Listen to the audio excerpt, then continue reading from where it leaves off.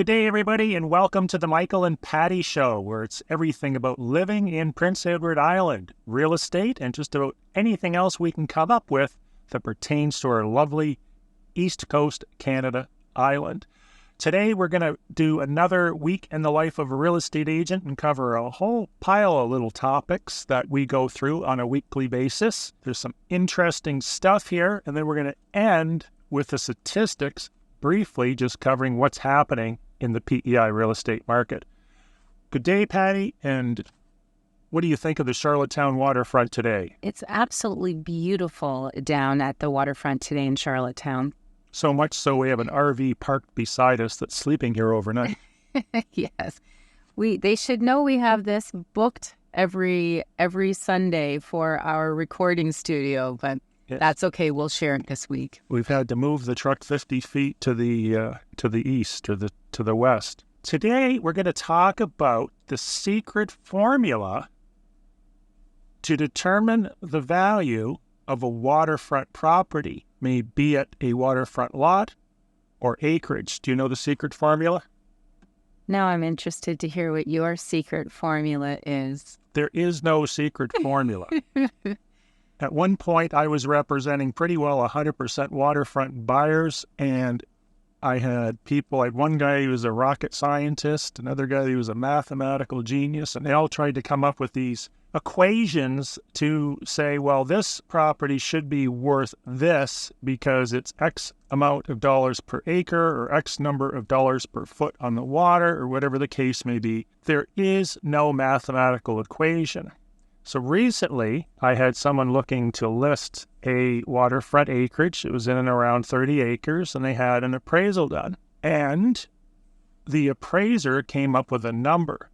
Now, these vendors, like most vendors or owners of property, want to see as much money as they can out of this property, so they basically instructed the appraiser to pump that number up as high as possible within the data set or the information that he has available on the island. Now, appraisers do an excellent job pretty well all of the time that I've seen, but they also have a certain latitude. They're working with sales data. And when you get outside of Summerside, Charlottetown, Stratford, Cornwall, in the rural areas, you're dealing with a data set that is all over the place, plus it's a very thin data set. And this will be reflected in the statistics that we're going to address at the end of this podcast. So essentially what this appraiser did, and preemptively I'll say, when I looked at this property, I figured you're in and around $200,000 just going by experience. He found 3 sales that were in and around $220,000 to $265,000. But what he did is he applied a value of $11,500 per acre. Would you say that was insane or really insane? Really insane. That number is not a number that anyone would go by, but this particular data set that the appraiser took, which was from all over the island, disregarding location, came up with a number of $11,500 per acre. And then what he did is he calculated how many feet or inches of waterfront there was. So he came up with these 2 equations and then assigned a value that was basically double what the actual fair market value. But because the data set was there for its use, he was able to use that. Now, in all fairness to the appraiser, he did say in the appraisal that these other properties are in better locations. And I certainly didn't mention to the sellers, because I represent the sellers and you want to present the property in the best light that you possibly can, that this area that this land is in is not the greatest location on the island. The point to this is there is no equation for acreage or how many feet are on the water, because the numbers are all over the place. And the reason that is because people are buying these properties on emotion. They're looking at them, they're walking on the beach, they fall in love with them, and they cut a check. Would you agree with that? Yeah, they come on holidays and because they fall in love with the experience on PEI, and rightfully so. It's an absolutely beautiful place to live. They do purchase on emotion, and typically from a real estate perspective, once they go home, they get back into their routine. If they never purchase while they're here, there's a good chance they're not purchasing that year. You'll have to wait till their next trip, many cases. But mainly the valuation is sort of a second thought because they can't, it's very difficult to put a value on 30 acres of property that's selling for $200,000 when there's a waterfront lot next to it that's sold for $99,000 that is a quarter of an acre. Yeah, but there's other variables that come into play. What kind of land is there? There's so much involved that people don't realize just because there's 40 acres or say 1 acre lot on the water, is the land wetland? Is it fully treed? Does it have, scrap softwood? Has it been... Where's the water table? How does it percolate? What's the bug factor? Bugs, mosquitoes, and black flies can be an issue in PEI just like anywhere else. I agree. Moving along. Secondly, I got a phone call and multiple emails and texts from a particular person that was inquiring on a property I've listed. And after answering about 25 questions, he says to me, "Oh, you're the listing agent. I have my own agent, so he's going to arrange a showing," which to me struck me as rather odd because this information was disclosed after the fact. And all I could think to myself is, well, if you have an agent and you're working with an agent, be loyal to that agent, work through that agent, allow that agent to ask the questions and get the answers, because that agent probably knows a lot more than you do if you're not active in PEI real estate about the questions and how he can further ask more questions about the questions and determine whether the answers to those questions are legitimate or what other questions he or she may want to ask based on the scenario. Wouldn't you say that? Absolutely. And when you call the listing agent, most listing realtors, understand and know what questions to ask that buyer inquiring, which the number one question that any listing agent should and probably does ask an inquiry on a property is, what's your motivation to purchase this property? They may not ask in that exact sentence phrasing, but that's what they're trying to determine. Now that same buyer ends up disclosing through the conversation, and whether it's a day or it's over the course of a week or so, trying to get as much information about the property as possible. Next thing you know, they end up disclosing, like this situation, Michael, that they already have a realtor representing them. Well, guess what? You are equipped, hopefully, with information now to better service and support your seller because you know this individual's motivation. You'll be able to negotiate from a stronger position and advise your clients better. So it's just not good practice for a buyer to contact a listing agent if they already have a realtor and think they're doing themselves a service. Oh, absolutely. In this particular case, I think the potential purchaser, just wanted to run through the house real quick. And I said to him, and this will lead into one of our other subjects, in this particular case, it was about location. We'll cover that just coming up. Next, we're going to go to vacation properties, showings, listing, and possession dates. If you have a vacation property that you may use in the summertime, a lot of people, and it's rented out, a lot of owners feel, well, we can't list it until the fall, or we'll list it in January. The fact is these vacation properties are transacting all the time, and most of them are going to sell between the spring and the fall. There's all kinds of activity between the fall and the spring, and you'll probably end up with more money. It will just take longer to sell, as our studies have shown in the past. But I don't want you to be hesitant when you're selling a vacation property because the showings are all controlled. And if it is rented out or you're in that vacation property, the showings could only happen when it's being flipped or cleaned. So if you have a cleaning time between 10 and 2, let's say, you could arrange all the showings to happen between 1 and 2. That way, the property's pretty well cleaned. They can go through it quick and then on with your day. As far as the possession date is concerned, because this is the other objection I get all the time, is, well, we don't want to sell our cottage now because we don't want to move in the middle of summer. On the listing, it indicates what your preferred possession date or time is. So if you're selling a cottage and you don't want to move out until the end of September, don't accept an offer that forces you to do so. Would you agree? No, I agree. And further on that, if you're looking to sell your cottage and you're questioning the timing of it, and you've been advised whether you brought it on during the summer months or in the fall months, before you winterize and shut it down, I would just strongly advise, and I know we discussed this on a previous podcast, Michael, just get your water test done, again, by a third party who doesn't have a vested interest. Again, another podcast that we already had this conversation, but get your water test done so that it's not a big issue and a big stress that suddenly, because what I typically find happens is as soon as Christmas is over, people start dreaming about their summer vacation. It's winter, they're stuck indoors, which is when we get a lot of emails asking us about properties. I'd like more information. It's because now they're done with their family, dinner's over, they've got the laptop open, and they're starting to dream of summer vacation. So there are quite a few cottages that sell over the winter months because of that case scenario that I've just explained and outlined. So if you have your water test, it's not a stress or concern that you have to de-winterize the house in February or March. You have to try to get a plumber out there, and just something that I advise my clients preemptively to get done or have completed before they winterize their home, their cottage. Absolutely. On to the subject that you brought up this morning.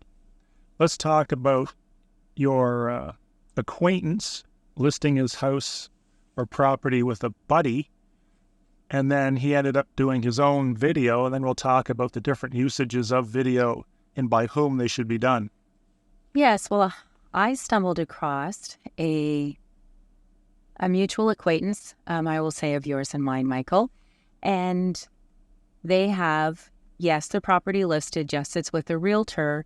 I checked that there is no professional video or anything done, so this seller is out there trying to do their own property video walkthrough of their home to try to sell it, and I was listening to the narrative that this seller is providing, outlining things that, again, may be important to him, but possibly shouldn't have been said, did not need to be stated throughout the narrative of him showing the property.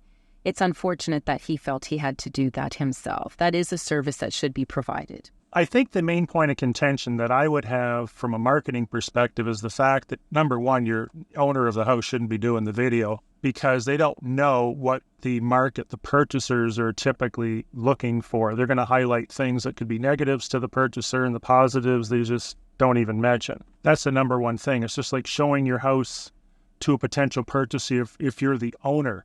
A lot of times that doesn't work out for the most part statistically. Video should be done by people that do real estate videos and know how to do them. And secondly, videos are pointless unless you have any distribution.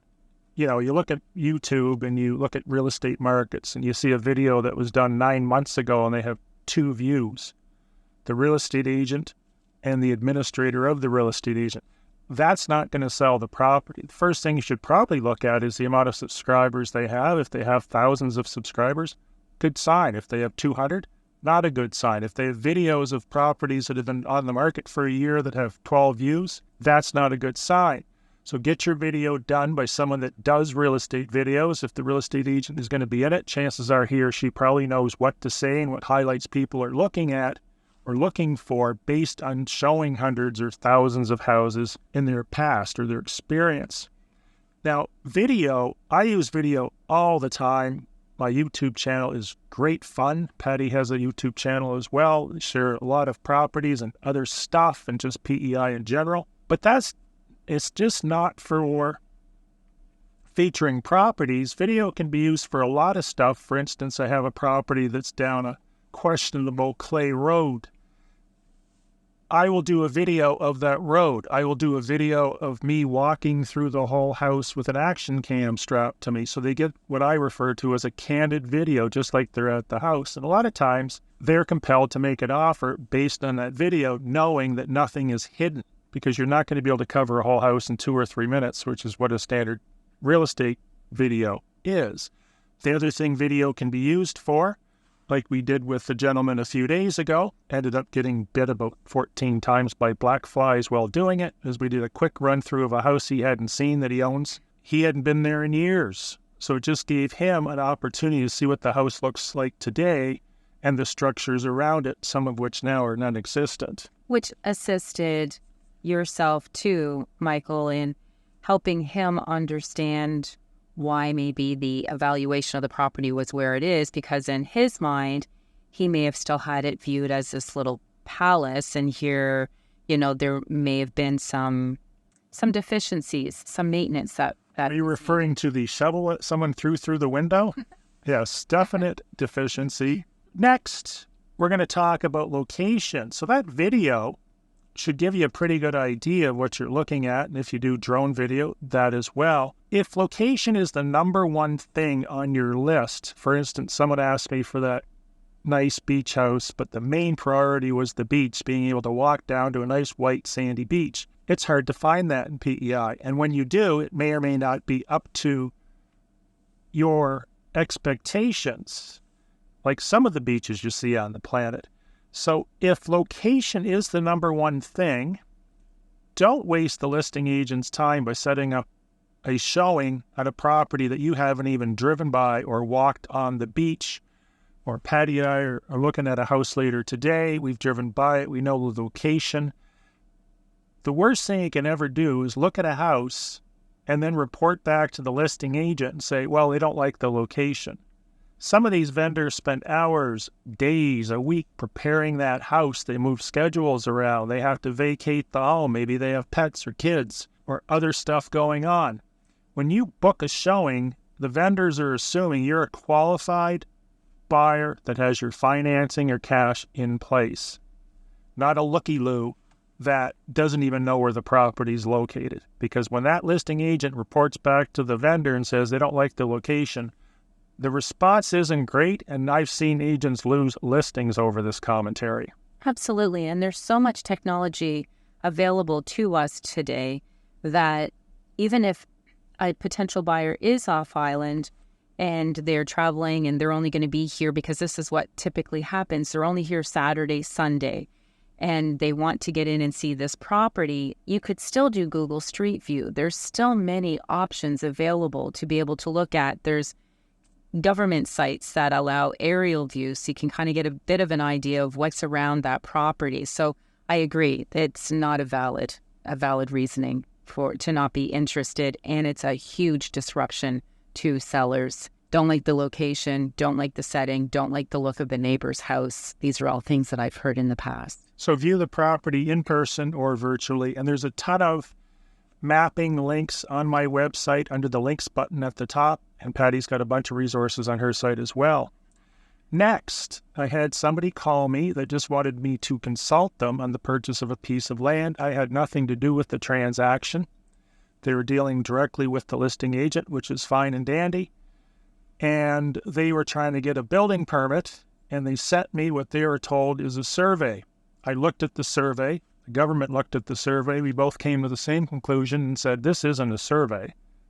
This is a survey of the neighbor's house. It's actually a plot plan, which includes the structures. But it's not a survey of the property they were purchasing.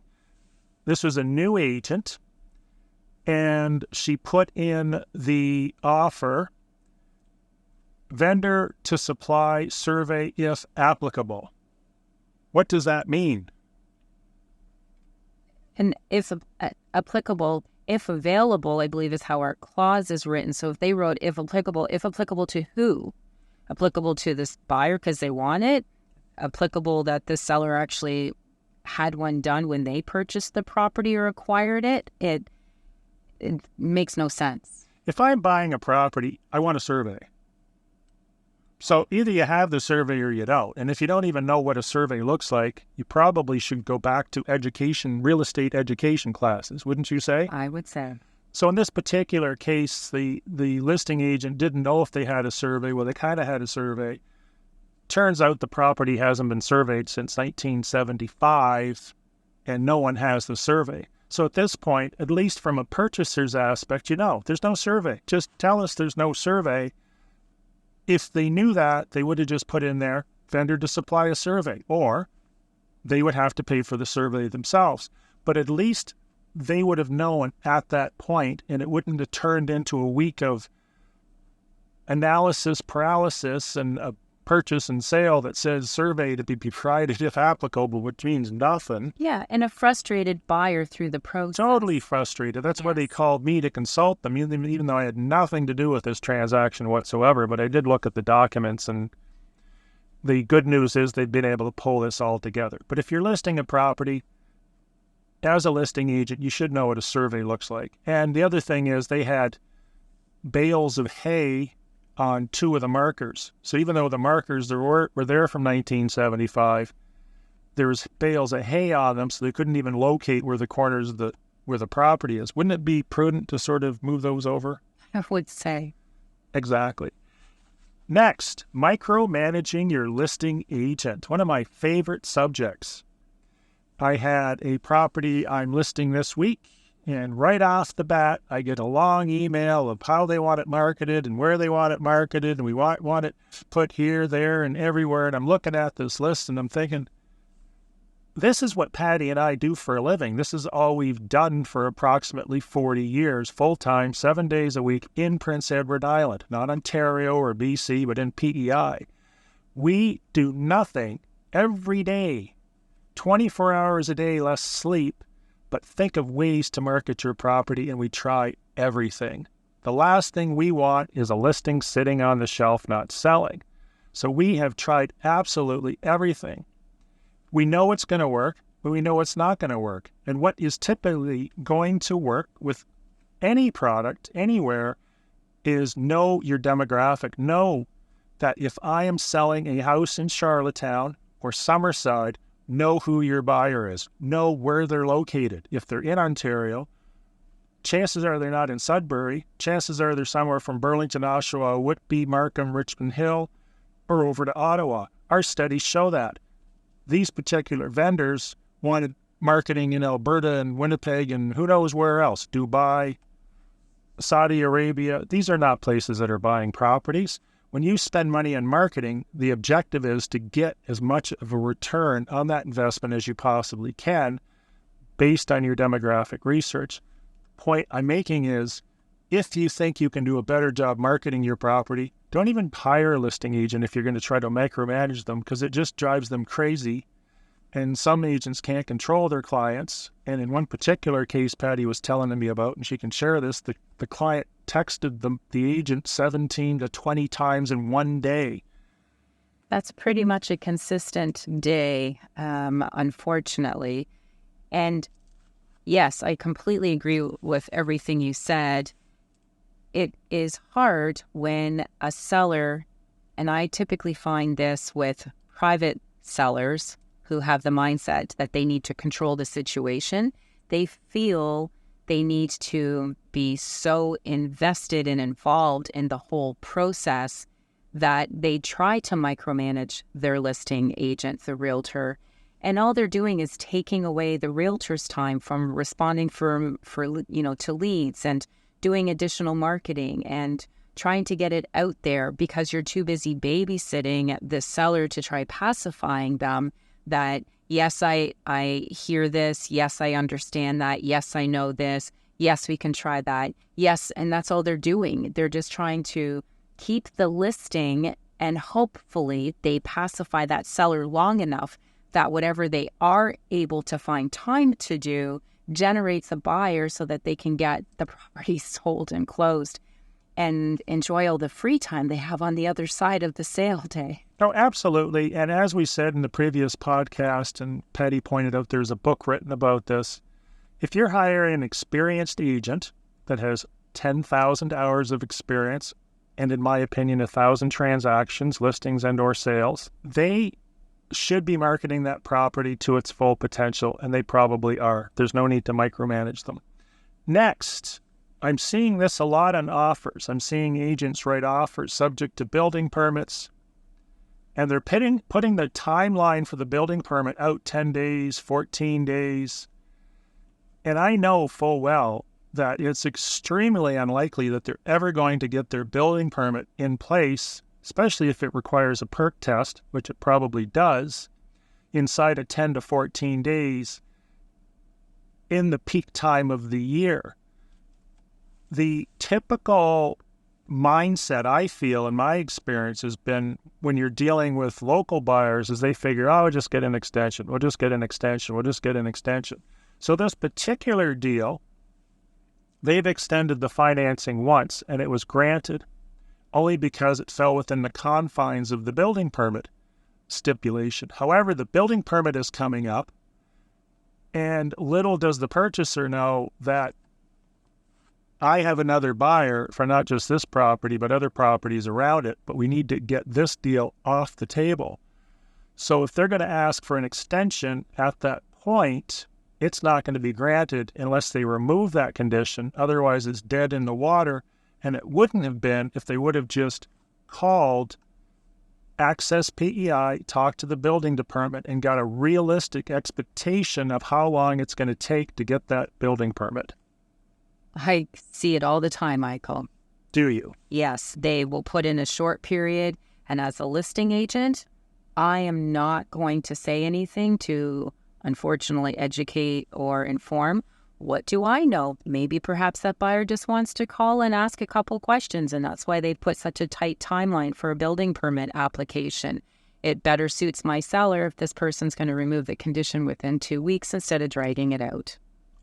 I wrote an offer yesterday on a piece of land. We talked to Access PEI. Access PEI said it was going to take us almost a month and a half, maybe a little bit more, to get that building permit in place. I knew that the vendor would only focus on the price, and that's what they did.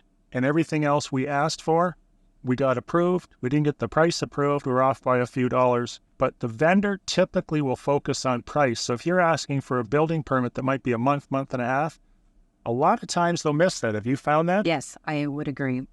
So put it in there after you're educated and the government tells you what a realistic expectation may be. If you can't meet that deadline, you could put in there at the sole discretion of the purchasers that the building permit could be extended by 30 days for a maximum of 3 or 4 times. You can write it a bunch of different ways, but just make sure that you have the ability to keep in contract and not have the expectation that the vendors are going to continue to expand that date or extend it. Yes, and just on that, just because we just dealt with this in the last week or two at my office, just because there's a building permit condition within the contract doesn't mean that the buyer is forced to have to do a building permit or submit a building permit application. That clause can be waived solely at the buyer's sole option and discretion. So I've had sellers in the past say, well, I want to see the rejection. And they don't have to provide a rejection because they can waive it at their sole option. And that's the way the clause is written. So just know that the buyer is not forced to, but it does allow them to make sure highway and transportation, they can get access if they want to do a perk test, if they want to submit a formal building permit. That's what that whole condition within our contract agreement encompasses, is all of that.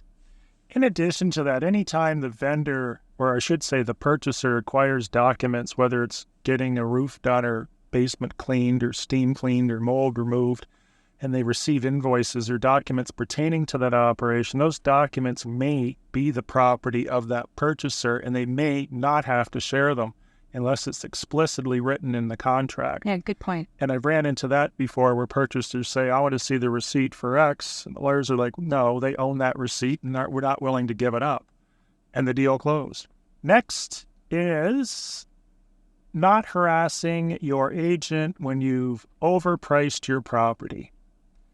Patty and I, or at least me, we'll see if you do this. Okay. I will spend, whether it's an hour, a week, or 6 months, going through market data with my vendors, owners, to show them what the marketing's doing and illustrating the market data. So we're the market, it's not me, it's not Patty, it's not your agent, or most agents that are coming up with the price and the property. It's the market. And if you're going to be overpriced because you don't care if it ever sells, don't spend your time harassing the agent when you're in the market for 2 or 3 or 5 or 10 years. I agree. I send an email after it's obviously a discussion and conversation, but I outline it just so that I can reference that email throughout exactly what you're, referring to. The seller contacts you and says, what's going on? Why hasn't it sold? I'm able to say, well, remember back when we first met and that email on such and such a date, here's where I said the market, again, it's my interpretation of the data. And based on my professional opinion, this is where the data is saying that your property needs to be placed.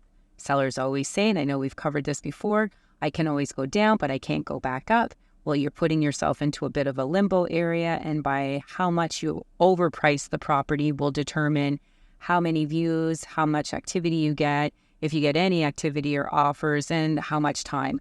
One thing that you were saying, Michael, it's not that a seller doesn't care about necessarily ever selling their property unless it's a separation and they are just honestly not caring about selling the property. They'd rather stay in there as long as they possibly can.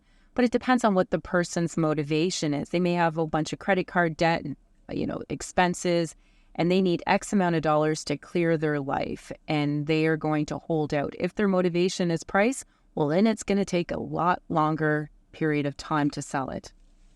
And you touched on something interesting there. It is not the job or the position of the purchaser to make sure that you're covering the cost of your inflated mortgage for a house you paid too much for, plus your student loans, your credit card debt, and the 2 cars you just leased. Absolutely. That does not affect the market value of the house. Now, when you are establishing an asking price, there's not just one price. When you get an appraisal done, they typically, for the banks, they refer to a 90-day sale price. So they want the house sold within 3 months, so they're not sitting on it into perpetuity. You can decide how long it's going to take that house to sell based on the market data. So the price of selling a house in 2 days is different than 60 days, 90 days, 6 months, or 5 years. And yes, it can take a very long time to sell a house in PEI sometimes, especially if it's under-marketed. The vendor's doing the video pointing out a bunch of negatives, and no one sees the properties even available. And I think this is a perfect segue into the last topic. Now, this last topic, it's always debatable whether we want to do this because sometimes it's just really boring, but some people are into this stuff. I'm going to let you go through just a quick summary. The latest stats. Keep in mind this podcast is delayed, but by sometimes a few weeks or a month, but this is for June 2024. If you do want stats that are updated, I do tweet or X them out in the form of a message. I also send them out in my newsletter, and I know Patty does from time to time as well. Yes, we do. Here's the stats, and it's been sort of the same story all year, but it's even more grim in June. Yes, this time of year. So June, what this does is it compares June 2024 to June 2023. Home sales are down by 22.2%. So when you're talking about pricing and how much time, you need to be aware of this. So home sales are down. We are currently in what we call a balanced market. So it doesn't favor the buyer nor the seller. We've been in this market for at least a year and a half, I believe now, all of 2023 and now the first half of 2024, which is not common.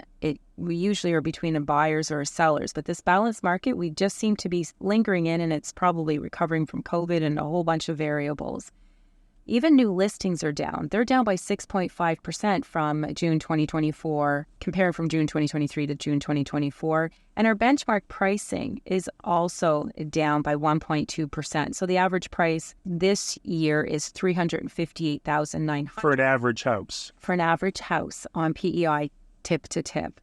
And last year, it was $363,300. So not a significant decrease, but definitely a decrease. So if you purchased your property last year and for whatever reason you need to sell it this year and you're hoping you're going to get your closing costs and legal fees and everything covered and put that on top of whatever you purchased it for, it's probably going to take a little bit to end up selling that property for what you're looking for. So those are the stats.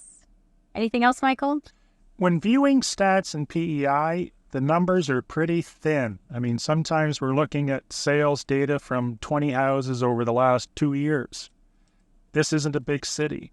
And the stats can be interpreted differently for different areas.